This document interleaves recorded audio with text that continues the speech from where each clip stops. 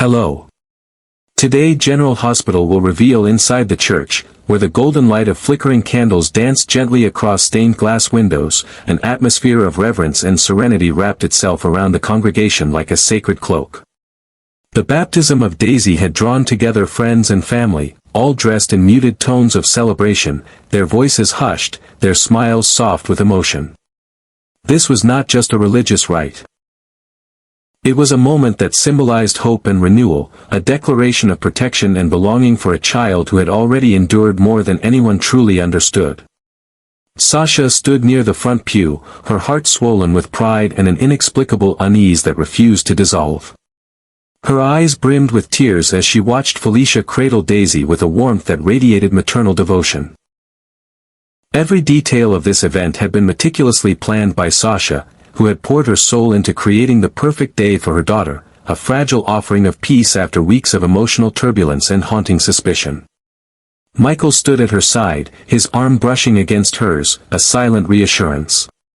His expression betrayed a tension he could not fully mask, a blend of paternal pride and quiet vigilance. For days now, Sasha had confided in him about the strange anomalies that continued to occur in the Quartermain mansion. What had started as fleeting doubts had gradually evolved into a string of unsettling events, Daisy's crib appearing disturbed, her clothes inexplicably changed, formula bottles placed in inexplicable locations, unfamiliar footprints in the nursery carpet, and fleeting shadows beyond the windows when no one was expected. It was as if the house itself was shifting under their feet, as though someone else had entered their sacred space and left behind echoes of manipulation and deceit. Sasha had tried to rationalize these moments as stress, exhaustion, or the disorienting fog of new motherhood, but a deeper instinct told her otherwise. Something, or someone, was interfering. Then, at the very moment the priest prepared to begin the ceremony, the sanctuary's tranquility shattered. The heavy wooden doors groaned open with an eerie finality as a gust of unnatural wind swept through the chapel, extinguishing several candles and sending shivers down spines. Heads turned in synchronized disbelief, and all murmurs ceased when Willow stepped into the aisle. Her arrival was like a tear in the fabric of the moment, an intrusion so jarring that even the organist lifted her fingers from the keys. No one had expected to see her today, least of all Sasha and Michael. She was cloaked in a long ivory coat that fluttered behind her, and her face was painted with a mask of solemn defiance. Her heels clicked against the stone floor with the precision of someone who had rehearsed this moment over and over again, and no one dared approach her. Without pausing or acknowledging the stunned crowd, Willow walked directly toward the altar, positioning herself squarely between the priest and the family. Her voice, clear and cutting, sliced through the silence like shattered glass. She declared that the baptism could not proceed, not when secrets still festered in silence. She claimed to know the truth about Daisy, truths that, if ignored, could endanger the child's very existence. Her presence alone was an affront to tradition, but it was her words that sent a jolt of terror through the room. Michael's face turned ashen, his breath caught in his throat, and Sasha's hands instinctively reached for Daisy, even though she was still in Felicia's arms. Her body trembled as Willow calmly, almost coldly, stated that Daisy had once been switched in the hospital, and that the infant now in their care might not be the biological child Sasha believed her to be. The gravity of the accusation rippled through the chapel in silent waves. Gasping whispers rose like smoke, and all eyes shifted to Sasha, who stood frozen in place, her mind scrambling to reject what her heart already feared. Every strange occurrence, every overlooked inconsistency, every creeping sense of being watched, now suddenly aligned with horrifying clarity. Sasha's knees buckled slightly, and Michael steadied her. She wasn't simply confronting a stranger's wild claim. She was confronting the echoes of her own unspoken fears, now amplified and weaponized by a woman she once trusted. Willow's eyes never left hers, and though she did not reveal the name of the person responsible, there was an unrelenting challenge in her gaze. She hadn't come to sabotage a ceremony, she had come to force the truth into the light, no matter how blinding it might be. Michael turned to Willow, and instead of fury, his expression was one of dreadful comprehension. He remembered the camera footage from the playroom, the same surveillance that had exposed Drew and Willow's betrayal. If that same system had been installed in Daisy's nursery, it might have captured far worse than an affair. It might have captured a crime. Jason, standing discreetly in the back, stepped forward slightly as murmurs escalated to unrest.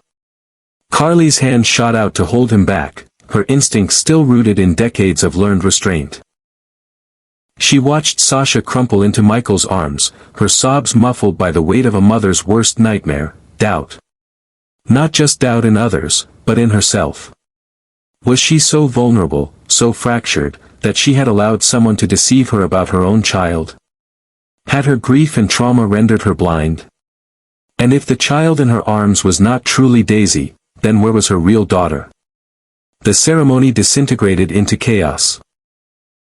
Felicia, unsure whether to hold the child or relinquish her, stood caught in limbo. The priest stepped back in reverent silence.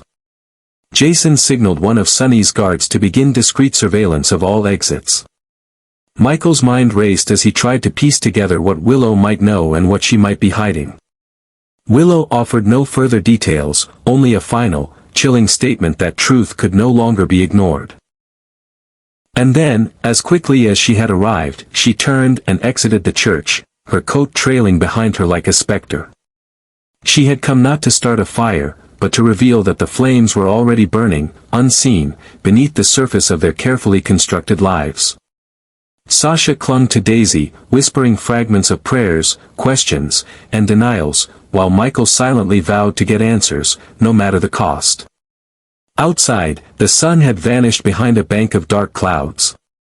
The wind picked up. The shadows lengthened. And somewhere in the echo of Willow's footsteps, a new chapter of fear had begun, one that would haunt every cradle, every mirror, every instinct from that day forward. Sasha stood frozen, her breath caught somewhere between her lungs and her throat as she stared at Daisy nestled securely in Felicia's arms. Her heart pounded violently, and her hands began to tremble with a terror so consuming it felt as though the ground beneath her was dissolving.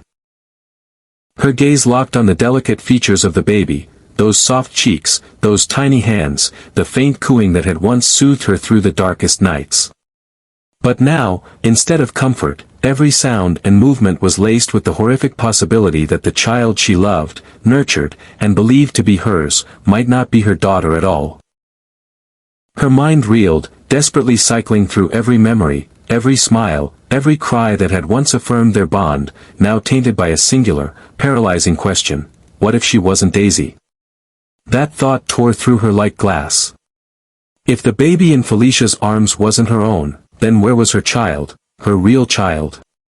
Who had orchestrated such a cruel deception, and for what purpose? Was it revenge? Was it a scheme gone too far? The implications were too vast, too horrifying to grasp all at once. Her entire sense of reality fractured as she tried to reconcile her memories with the threat that they might have been manipulated. What began as innocent inconsistencies, clothing that wasn't familiar, toys moved out of place, a sense of being watched, now stood stacked together like dominoes, forming the silhouette of something darker, calculated, and merciless. Willow's voice, still echoing from her shocking proclamation, rang in Sasha's ears like a bell of doom. She had warned them. She had seen the signs. She had tried, again and again, to tell Drew that something wasn't right, that details weren't lining up, that a baby wasn't safe. But no one had listened. She had been brushed off, marginalized, spoken to in hushed tones, treated like a woman unraveling after emotional strain. Even when her instincts screamed at her, they were dismissed as hysteria, her fears attributed to paranoia. And now, with Sasha sobbing in disbelief, her knuckles white as she clutched the edge of the pew, and Michael pale with dread, Willow knew she had not imagined it. She had been right. Her warnings had gone unheeded, and they were now standing in the aftermath of that silence. She made it clear that inaction could no longer be tolerated. If they waited any longer, if they continued to believe that what they were experiencing was merely the toll of stress or grief, then Daisy, or whatever child this truly was, might fall into irreversible danger. The silence had already cost them too much. Willow urged them to investigate immediately, to demand answers, to stop pretending that everything was fine just because the world expected peace during moments like this. She warned that something sinister was unfolding behind the veil of family and tradition, and if they failed to act, the consequences would be catastrophic. Carly, watching everything unfold with increasing horror, pulled Jason aside. Her voice was low, but her urgency crackled like static. What was meant to be a day of joy had mutated into something unrecognizable, a battlefield of buried truths and unveiled betrayal. She whispered that this moment might be the catalyst for something much larger, something that could shatter the fragile alliances within their circle and drag all of them into a crisis they weren't prepared to face. Jason didn't respond verbally, but the flicker in his eyes spoke volumes. He had already noticed two unfamiliar figures near the entrance, figures who had slowly slipped away as Willow spoke. Their calm retreat suggested premeditation. As if they had anticipated the disruption and now had what they needed. Michael wrapped his arms around Sasha just as she collapsed into him, her sobs racking her body with unbearable grief and confusion. He could feel the way her heart pounded, her body trembling against him, her entire being coming undone in his embrace. There were no words to offer her comfort, only the silent agreement that something had gone terribly, undeniably wrong. Michael now understood that this was not just about Willow seeking revenge or dramatic closure. This was not a postpartum delusion or exaggerated anxiety. This was a real and present danger to the most innocent among them. Daisy was being targeted, or had already been. The weight of that realization settled heavily in his chest. He had once dismissed Sasha's concerns as understandable, if a bit exaggerated. He'd chalked up her inconsistencies to exhaustion, her suspicions to the stress of motherhood and grief. But now he saw everything through a different lens. Willow's arrival had peeled back a curtain they hadn't even realized existed, revealing shadows that had been lurking just outside their peripheral vision. He felt a bitter mix of shame and fear.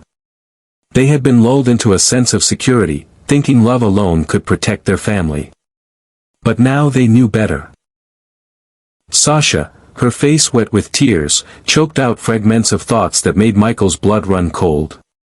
She whispered that for weeks, no, months, she had felt as though someone was trying to make her question her own sanity. Little things, subtle shifts, always just enough to doubt but never enough to confirm. As if someone was playing a long game, breaking her from the inside, seeding uncertainty until she couldn't trust her own memory. And she had almost believed it. She had blamed herself.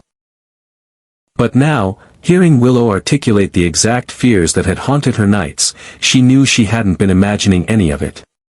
Someone had indeed gone that far. Jason returned from his quiet observation, his expression unreadable, but his posture rigid with intent. There would be no ceremony today. The baptism was over, not because of spiritual failure, but because faith alone could not defend a child from calculated evil. Michael and Sasha would not leave the church until they had answers, and Daisy would not be allowed out of their sight. As for Willow, she had stepped into the lion's den with only truth as her shield, and now it was time for the rest of them to follow that path, no matter how dark it led.